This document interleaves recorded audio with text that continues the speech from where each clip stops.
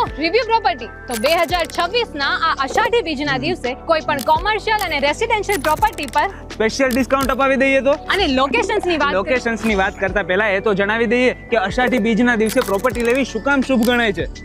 અષાઢી બીજ એક એવો દિવસ જ્યારે ગુજરાતનો દરેક પરિવાર માત્ર નવી શરૂઆત નથી કરતો, પરંતુ પોતાના ભાગ્યનું એક નવું પાનું લખવા નીકળે છે. એક એવો દિવસ જ્યારે ખેડૂતો માત્ર વાવણીની શરૂઆત નથી કરતા, પણ શહેરમાં રહેતા વ્યક્તિ પણ પ્રોપર્ટી લઈને એક શુભ શરૂઆત કરે છે.